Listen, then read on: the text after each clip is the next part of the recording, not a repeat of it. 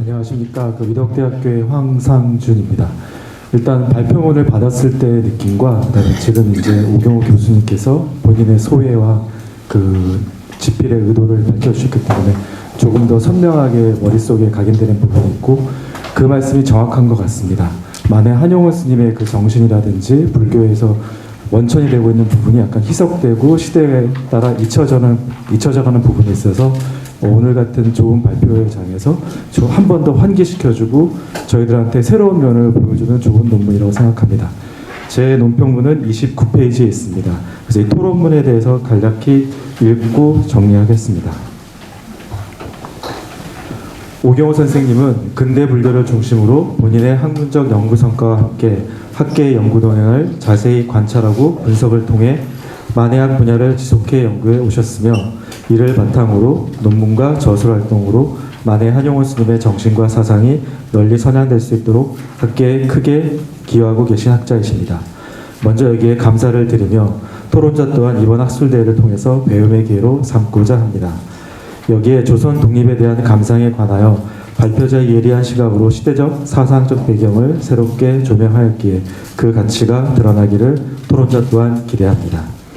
본 발표문은 발표자가 직접 밝히고 있듯이 그동안 양적, 질적으로 진행된 다양한 만해 연구 성과를 바탕으로 조선 독립에 대한 감상의 서술이 지닌 시대적, 사상적 배경을 검토할 것이다 라고 밝히며 조선 독립에 대한 감상은 조선 독립에 집중되어 있지만 그의 생애와 사상 등이 집약되어 있어 제한된 영역보다는 만해 연구의 본질을 차지하는 가치를 지니고 있다라고 평가하고 따라서 이를 통해 만해의 자유, 평등, 평화 등에 대한 만해의 인식과 사상을 정리하고자 라고 명확하게 규정하고 있습니다.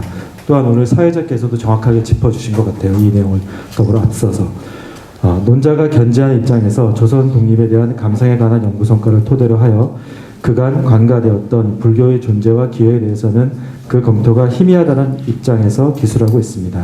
다시 말하자면 논자는 기존의 학계는 그의 자유와 평화가 근대 그리고 근대의 시대, 사조와 세계 정세, 서구 철학 사상 등을 기초로 형성되었다고 인식한다는 문제의식부터 출발하여 만해의 자유와 평화는 그의 사상뿐만 아니라 독립의 본질이면서 이는 바로 불교주의, 평등주의, 구세주의를 통해 현상뿐만 아니라 본질과 향후 전개될 추세를 합리적으로 짐작하여 이를 통해서 불교가 장래 문명에 적합한 사상으로 평가하고 있습니다.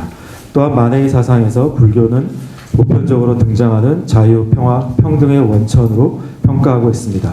이를 위하여 조선 독립에 대한 감상과 조선 불교 신론의 내용을 인용하고 분석하여 논리적으로 발표자의 주장을 뒷받침하고 있습니다.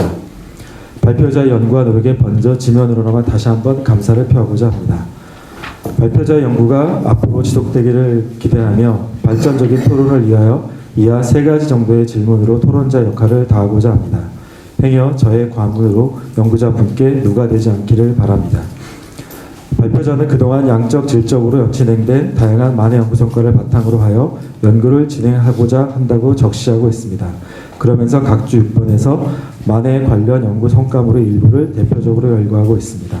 하지만 인용된 논고에 대한 분석 및 평가 또는 본 연구와의 관계성에 대한 언급은 어디에도 찾아볼 수가 없는데 이에 대한 발표자의 견해를 듣고자 합니다. 그리고 최근의 연구 성과로 서윤길 교수님의 만해 독립운동의 본질과 방편의 논고는 토론자의 입장에서 바라본다면 발표자가 주목하는 불교적 영향과 독립의 본질에 대한 타자의 탁월한 견해가 보이기에 참고할 만한 논문으로 여겨지기에 향후 논문의 완성도를 높이기 위해서는 참고를 부탁드립니다.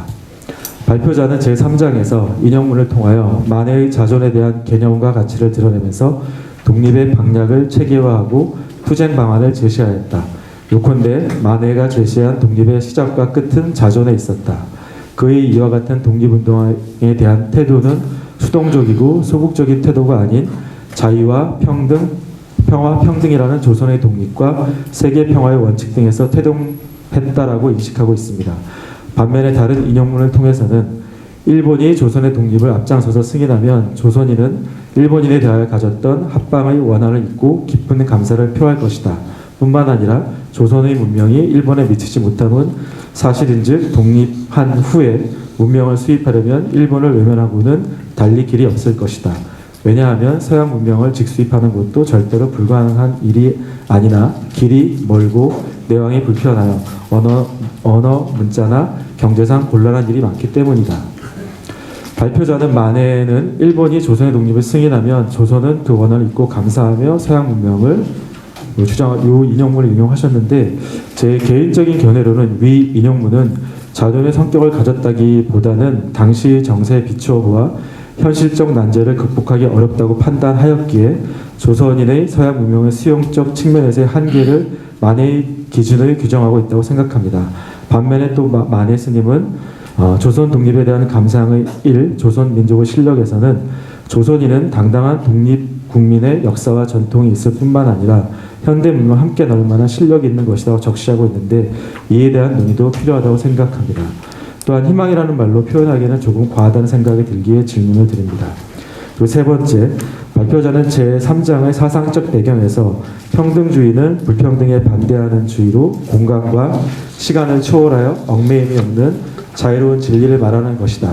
때문에 부처님은 경에 몸과 마음이 필경 평등하여 여러 중생과 같고 다름이 없음을 알라고 하셨다고 한다.